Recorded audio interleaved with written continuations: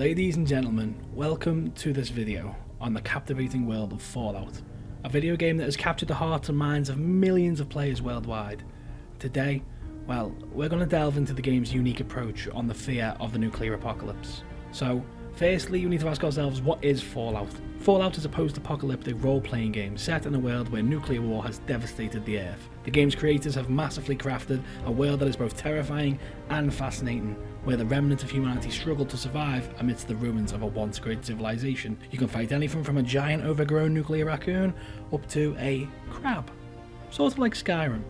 But in this video, we're going to explore how Fallout tackles the fear of the nuclear apocalypse, not only through its immersive gameplay and rich storytelling environments, but also through its thought-provoking themes and symbolism. We'll discuss how the game creators have managed to capture the essence of the post-apocalyptic world, and how they've used the setting to explore human condition, and how we would handle the face of this unimaginable horror.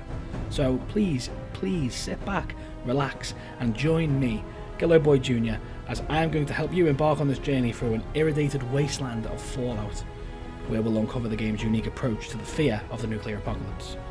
Thank you for joining me, and I hope you enjoy the ride.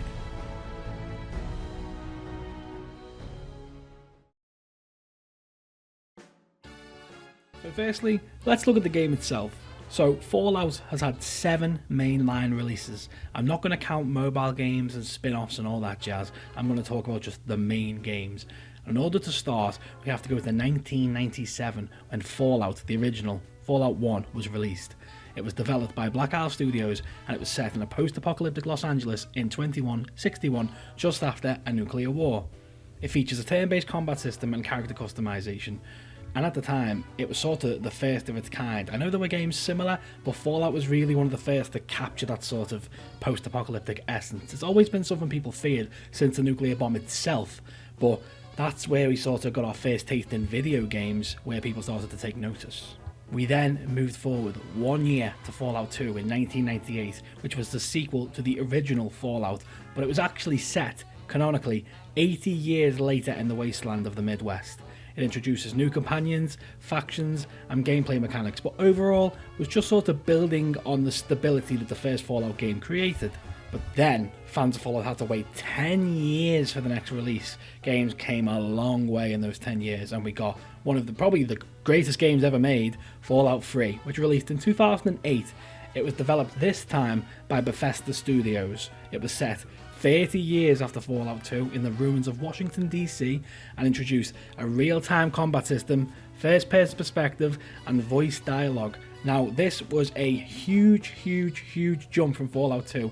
If you'll be able to see on screen whilst I'm talking, there was a huge change in the way the game was made, the way the game was played, but overall, at its aspect, in terms of what you were doing as a character, the whole setting, it was all the same, just with a brand new coating. A nice, handsome, good-looking game to go with your Fallout experience. So, where do they go next after 2008? Well, we skip 2 years into the future, in real lifetime of course, and we got my personal favourite Fallout game, Fallout New Vegas, in 2010. Now, this one was developed by Obsidian Entertainment and was set in 2281 in the Mojave Desert. It features a more open world, multiple factions, and a branching storyline system, so you sort of got to create your own character, more RPG probably than the other 3 Fallout games. You got to make whatever choice you wanted, which affected how the game would end in any way. And I know I'll have some Fallout 3 purists now saying, no, Fallout 3 was the best, Fallout 3 was the best. They're both fantastic games. I personally just love the aesthetic, the way Fallout New Vegas looks outside of the obvious desert, constant oranges and brownie colours.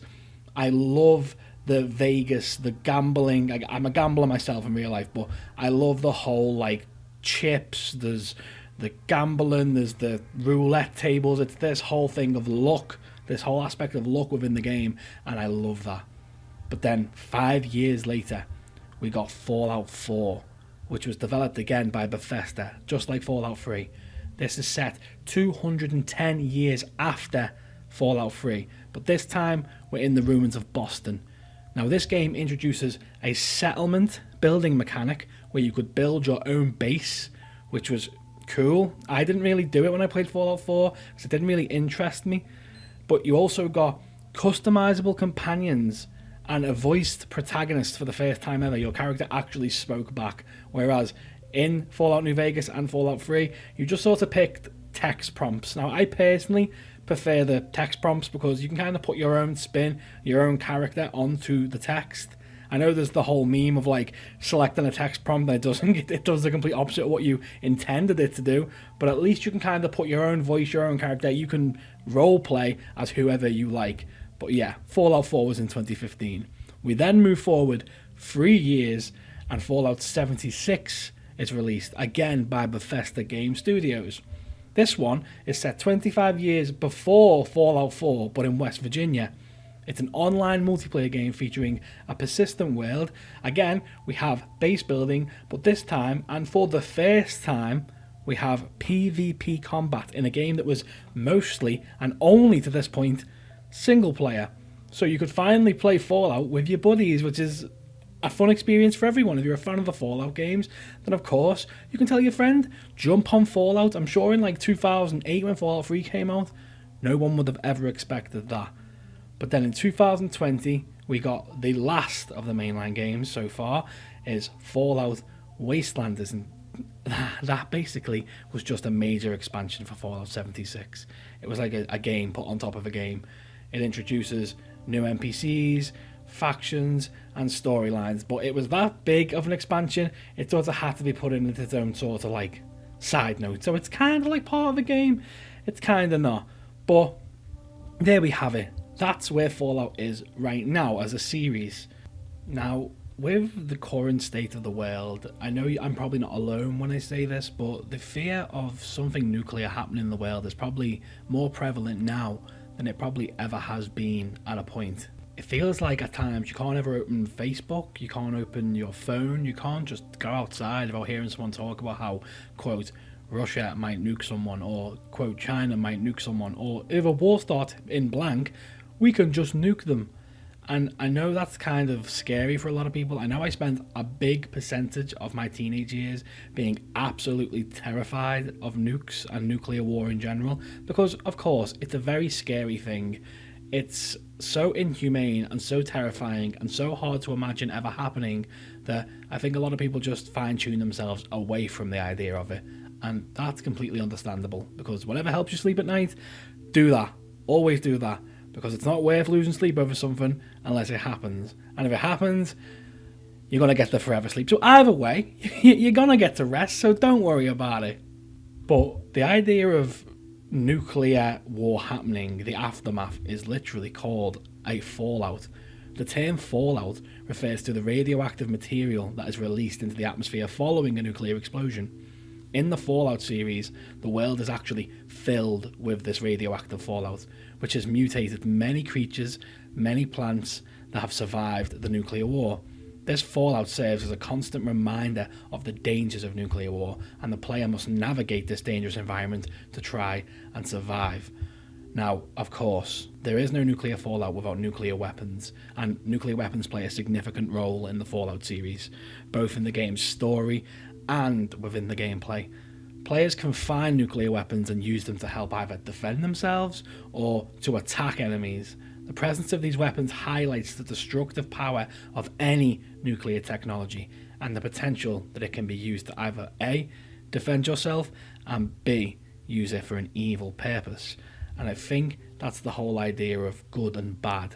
Now, you always assume where you are is good. They are going to use nuclear weapons as a defense is a good thing, but using them to attack is a bad thing. It's similar to how a samurai keeps his sword. He keeps it on him at all times and uses it to defend himself. But if someone takes a sword and decides to go on a mass stabbing spree, obviously that's an evil purpose. The sword itself is not the problem, but instead the person wielding the sword. And nuclear weapons, I think, come the exact same package as the sword. It's not so much what the nuke is and the power it possesses, but instead who holds the power that it possesses. And of course, there's always going to be a huge fear of a nuclear fallout, but The Fallout series plays on this fear of a nuclear war, and during the Cold War, nuclear war felt like it was on its way to happen. It was prevalent, it was always lingering over people, and Fallout doesn't shy away from using the Cold War in the setting. The game's setting and story are designed to evoke this fear in people, and the constant threat of nuclear war serves as a backdrop for all the game's events. This fear is also reflected in the game's characters, many of whom have either been scarred, literally, or scarred mentally by the war, and most characters you meet will either be struggling to survive or have already perished in a world that has forever been changed due to nuclear warfare. I think, in conclusion, the Fallout series plays on the idea of a nuclear apocalypse by creating a world that has been devastated by the war. The game's setting will always make you think that this could in a way be a reality at some point. The gameplay revolves around all consequences of the war, and the constant threat of nuclear weapons serves as a reminder of the dangers of nuclear technology. The Fallout series will always explore themes of survival, morality, and the consequence of our own actions, creating a thought-provoking and engaging experience for players, not just on what you choose to do with a rifle when you're out in the desert, but on what a nuclear weapon really is, what that power could do to not just you, but the entire landscape of the planet that we live on. We are just one war away from giant monsters. And I know that's a big stretch. That's a long jump away from the world we live in now. But I think Fallout taps into that very well, that this world and that world aren't too different. People would be confused, people would be scared, and ultimately the people you know and love would change in the face of such a disastrous event. And I know I'm not alone when I say this, but I hope that an environment where that happens never has to happen. I hope that humanity always prevails and we always find a way to resolve things either peacefully or without destroying ourselves, because the most human thing we could do as humans would probably be destroy ourselves. But what I'm going to ask you to do for me right now is instead destroy that like button, destroy the comment section, and destroy that subscribe button. I love making these videos and I hope that you guys love watching them too. I of course cover most sort of unsettling, creepy, anything that's sort of thought-provoking in games. I love talking about games, so please comment down below. Tell me your favourite memory of a Fallout game. Tell me which your favourite Fallout game was. Tell me anything. Tell me what you want to see next, and I'll make sure that at some point you get to see it. I, of course, am Gillo Boy Jr. and I have loved making this video every step of the way. I want to thank you so much for watching. I hope you're watching the Fallout TV series because it's awesome, and I hope that you have a great day. Thanks so much for clicking. Stay safe, Wastelanders, and I will catch you later.